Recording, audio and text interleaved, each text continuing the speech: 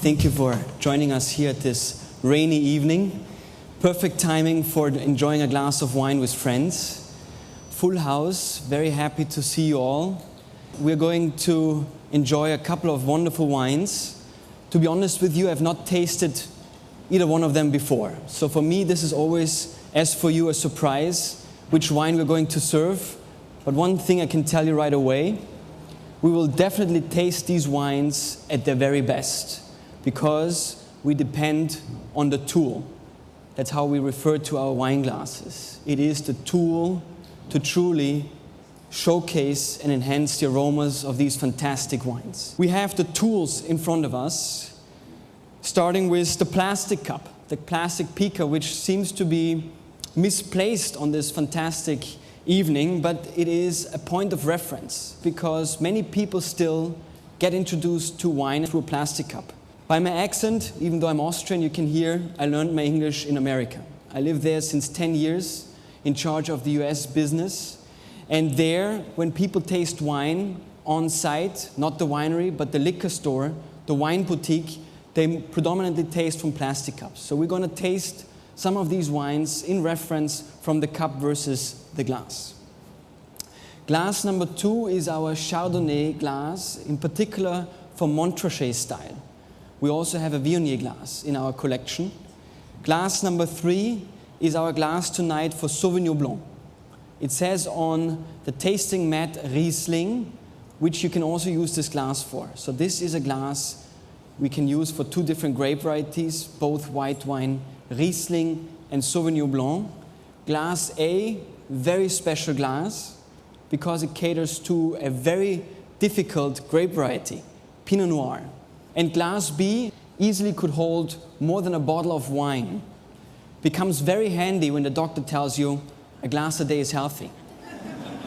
But as we can see, ladies and gentlemen, wine brings people together. You should never drink by yourself. Definitely never from the bottle. Talking about table manners, selfishness, no. You will see today that the tool, the messenger for wine is the glass and how important it is. Ladies and gentlemen, we're going to start with glass number 3. And what we do is we start to swill the wine in the glass. Looking at the color is important because the color of wine can give us a hint about the grape variety. It can tell us about the age of the wine, how long the wine has been aged in your cellar, in the bottle. Why do we swill the wine? First of all, it looks like we know about wine. Looks cool, looks good, gives us a good feeling, prepares our senses. And this is what we have to sharpen now, ladies and gentlemen. All our 5 senses. Strongly believe there's a 6th sense, which we'll talk about a little bit later. We swill the wine because we want to lift its aroma, its molecules. Heavy ones, fruit, minerality, sits on the bottom, alcohol on top. Only by swirling, you lift the aromas, you bring them closer to your nose. And your nose, ladies and gentlemen, is the key sense when in tasting, enjoying wine. I have a very long nose, I'm very blessed. This means I can truly reach all the way into the glass. Sauvignon Blanc from New Zealand. Becomes, the more wine you enjoy, the more you drink, the more easier, of course, it becomes for you to identify wines from around the world. But here, the citrus, which is this identification, this DNA of this grape, in particular from New Zealand. Delicious, lush, fresh on the nose. And then, ladies and gentlemen, before we taste, I invite you to tilt the glass like I do. As you tilt the glass away from you, all the way until you lose, if necessary, a drop of wine, you see that we are forcing, due to the shape of the glass, the wine into a certain flow pattern, which in this case, the flow of the wine becomes very pointy, like an arrow. This is how the wine will enter onto our palate. So you can see the flow pattern is very pointy, only due to the shape of the glass. We smell the wine once again. Ladies and gentlemen, I invite you to take a sip. First sip just to clean the dust from your palate. Small sip.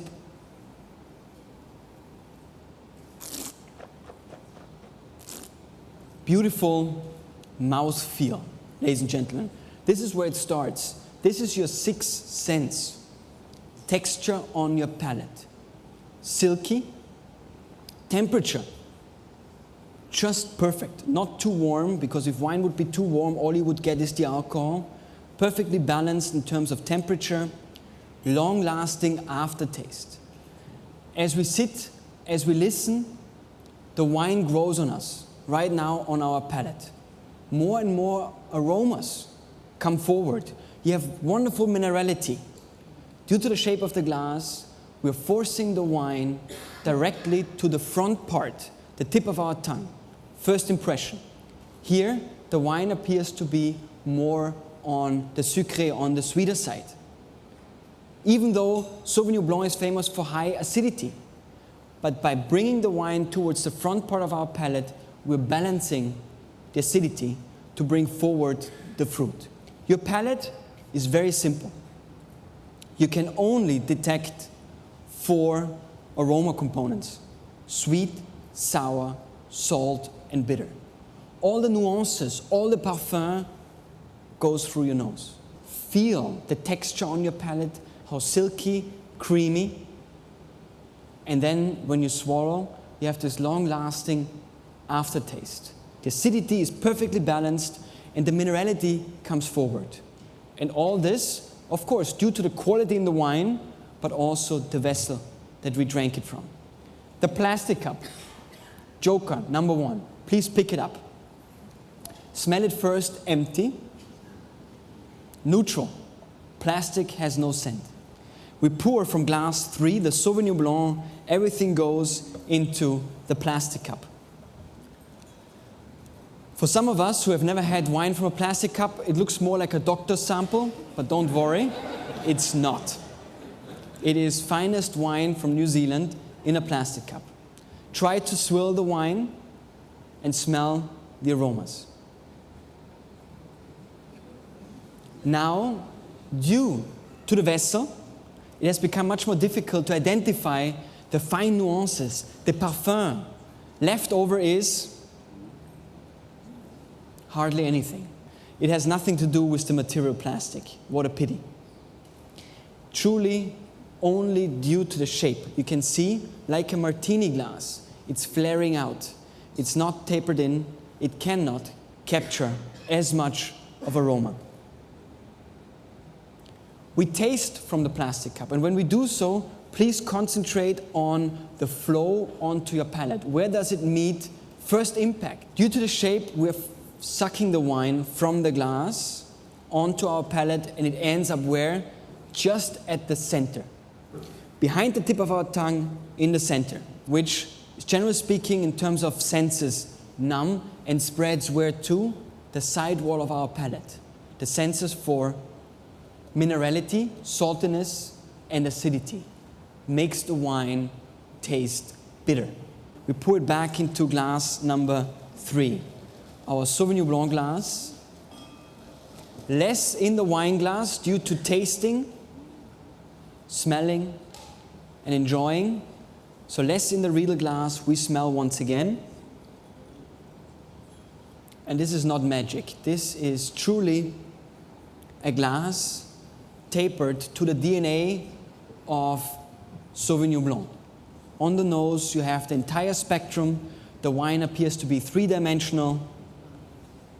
Beautiful tropical and citrus fruit. We take another sip. Definitely more balanced. Wonderful minerality. Complex and silky on the palate. Long-lasting aftertaste. My grandfather always said, people who drink wine from Riedel glasses drink the better wine. Wine should be fun, not so complicated, and we always want to get the most out of it. And to do so, you need the right tool, the Riedel glass. We call ourselves, ladies and gentlemen, the wine glass company. Why? Because we're the only glass company, besides being the first to do so, that goes through workshops when developing new shapes. Never has a Riedel glass been designed on a drawing board. If people ask me, and now we would like to see you when we do a factory tour, your design office, We don't have one. It is the wine maker, the wine industry that designs with us these wonderful tools. If you pick up glass number 2, first of all, look at the glass, the shape. It was first designed in 1972 by Klaus Josef Riedel, my grandfather. And even though people refer to the shape as the balloon, and I don't know where this is coming from, people always thought that this glass was meant for red wines. Today I will prove to you it's actually the enemy for red wines. This glass, this shape has one purpose: to showcase these wonderful Montrachet-styled, New World-style Chardonnays at its very best. By just looking at the rim diameter, you can see that it's already much wider. The bowl seems to be bigger, definitely wider, to showcase the aromas of this delicious wine. With swirling becomes so much more easier in this glass. That's the reason why I like to refer to it as the bathtub. Another reason is it floats wonderful in your jacuzzi due to the shape. So, beautiful multi-purpose already. Look at the color, ladies and gentlemen. Besides the DNA of this grape, Chardonnay, this wine also was laid out in oak, which the Sauvignon Blanc before was not. It has never seen oak before. This one has. The color comes from the skin of the grape. Only from squeezing the juice and hurting the surface of the grape, you get the color. Otherwise, you would get out of any grape white wine if you would not squeeze too much the juice or the skin of the grape. Beautiful color, influenced by the DNA of the grape, by the age, ladies and gentlemen, and by the oak. Look at this golden color, which is typical for Chardonnay. This Chardonnay is vintage 2002. Fantastic nose, beautifully balanced, quite typical, you would say, of pear, definitely butter, nutty, oaky. Biscuit comes to mind when smelling it. It has also this, what we call weight in wine. On the nose, ladies and gentlemen, we tilt the glass away from us, and you see that due to the shape of the bowl and the rim diameter, the flow pattern has changed, becomes much more round. And this shaped glass will bring forward the minerality by simply flowing proper onto our palate. So let's try this. Smell, taste. What a mouthfeel. The texture. Silky, buttery, and rich. Smell the wine once again. Taste once again from glass number 2. The flow pattern, where does it meet our palate first? And you notice we are avoiding the tip of our tongue when drinking it from the right glass, because due to its alcohol level, which in Chardonnay, generally speaking, is about 2 to 3% higher than in Sauvignon Blanc, we are trying to bring forward the minerality. We're trying to avoid the tip of our tongue because the acidity is not as dominant as in Sauvignon Blanc. So the wine flows just behind the tip of our tongue, spreads where to? The side wall of our palate, the sensors for saltiness, minerality. And then it has this long aftertaste. First time we're comparing 2 Riedel glasses. Pick up glass number 3, your Riesling Sauvignon Blanc glass, make sure it's empty, and then we put a Chardonnay from glass 2 into glass number 3. And then we swirl like we used to, and we smell. On the nose, glass versus glass, but different shaped. For the first time, you experience alcohol in your nose. This fine burning is showing concentration of this wine, brings forward the alcohol. We're losing the tropical fruit. Also, the pear is not showing anymore.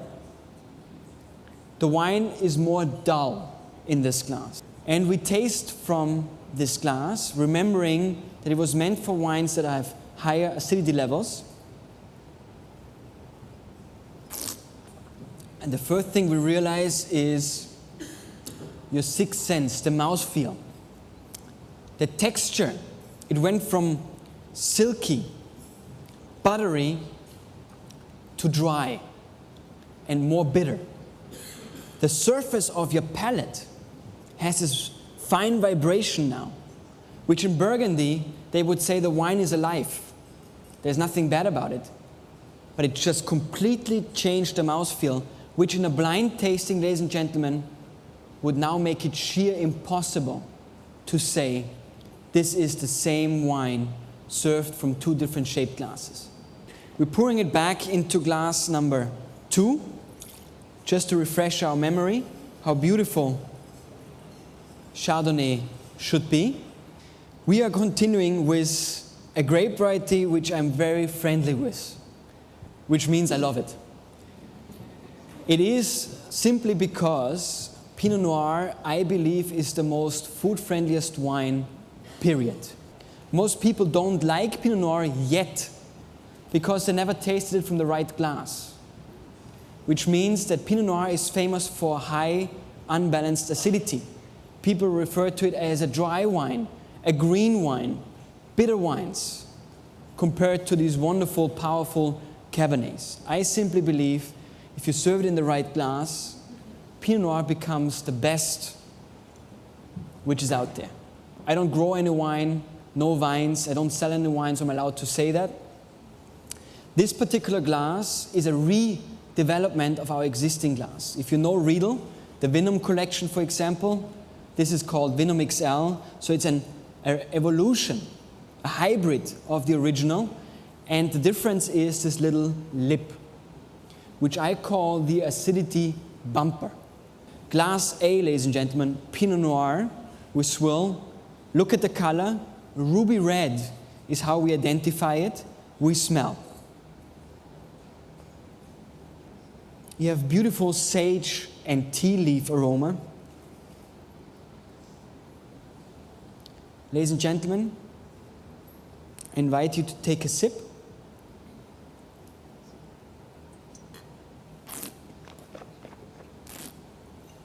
Just to realize for our senses that we're tasting now red wines.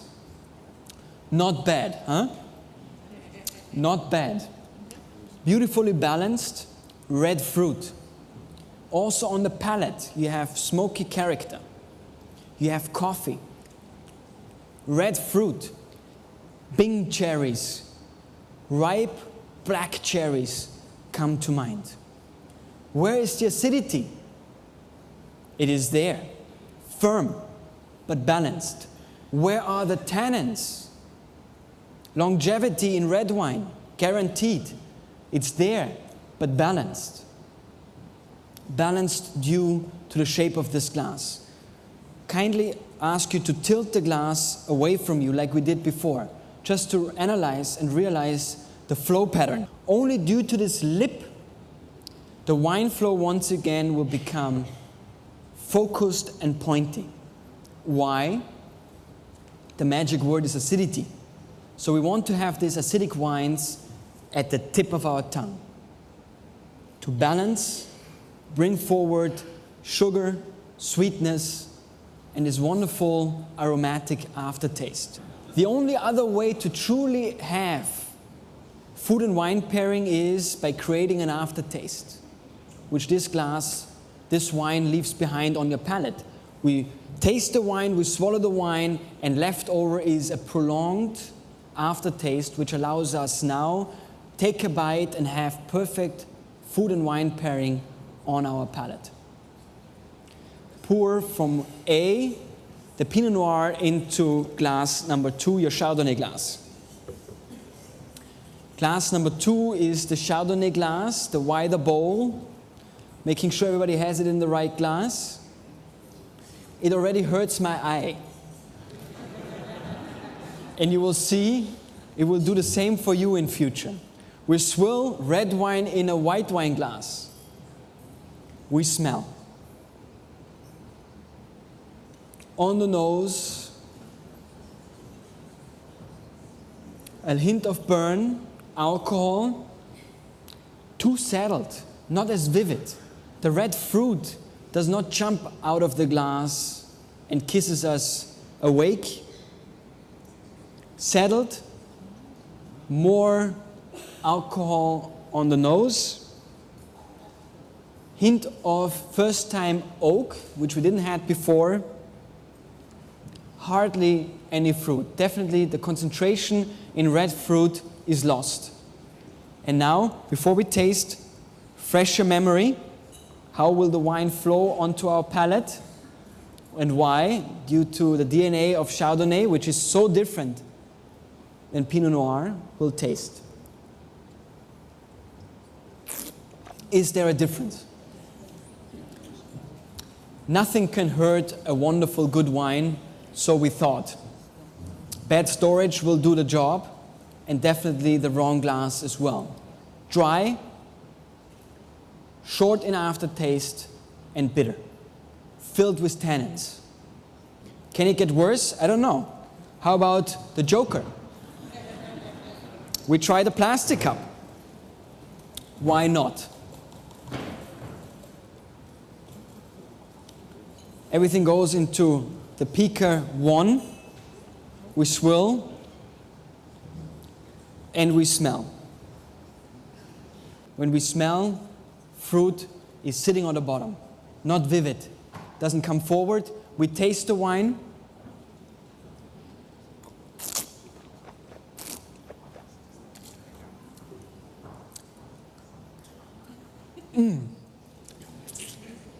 This is when people start to show me their teeth. Ah, yes. Only due to the shape of the vessel that we're drinking the wine from. So we pour it back into the right glass. The bowl itself, big enough to hold a full bottle of wine. We smell. Here it is. Beautiful, like a parfum. I would love to wear this on my skin.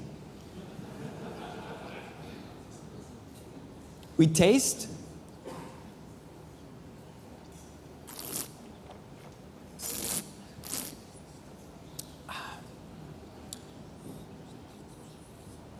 Definitely, in this case, the wine at its best. Ladies and gentlemen, make sure glass A is empty, and we're coming to the final comparison tasting. Pick up glass B, a reserve vintage 2007 Cabernet Sauvignon, and we smell.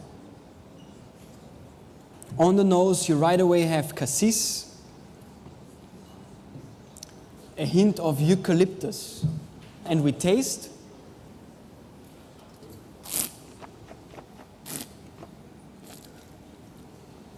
A very young wine, fresh in aroma, beautiful dark fruit on the palate, smoky character. The tannins are there. They're strong, they're firm, but they're balanced. We smell once again on the nose. Also nice flowers come to mind when smelling it. We taste it once again.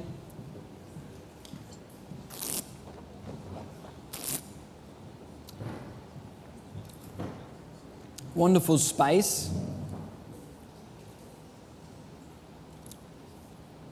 Beautiful long aftertaste. More on the dried fruit. And now, ladies and gentlemen, we're going to compare two red wine glasses for the first time. So let's pour from glass B into glass A. Cabernet, generally speaking, higher in alcohol, at least it used to be like this, than Pinot Noir. The acidity levels more balanced in Cabernet versus Pinot Noir. Both wines have been laid out in oak, in French oak. We swirl the wine in glass A, the Pinot Noir glass, and we smell. Heat once again developed, alcohol, On the nose, fruit. On the nose, oak. Much more spice than we had it in the other glass. The spice is concentrated versus the red fruit. Don't forget, we're looking for fruit in wine. Here in particular, the black fruit and red fruit. Here it's much more spicy on the nose. And we taste much more spicy, much more tannic, this particular Cabernet. The aftertaste, not as fruity. Also here, the spiciness is dominant versus the fruit. Why don't we use glass number 2? Let's just see how it will perform in glass number 2, in the Chardonnay glass. The balloon, the enemy of red wine, as I called it at the beginning. We'll see. On the nose, it's like if you would take slowly the body of this wine apart. Left is the skeleton.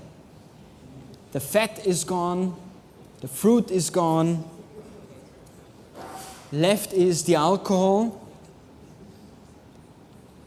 The spice, but predominant the alcohol. Let's taste from this glass.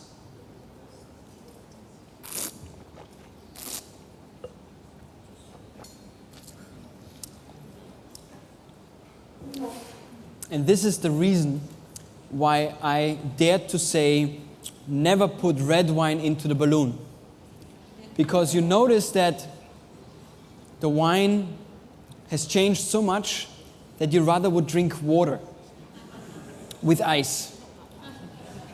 Very green, very spicy, woody. It's like biting into an oak barrel. Smoky and short in aftertaste. Ladies and gentlemen, pour it back into the right glass. Enough suffering for tonight. People say wine quality overall has changed. Even $2 chuck is drinkable from the carton nowadays. There is no bad wine anymore.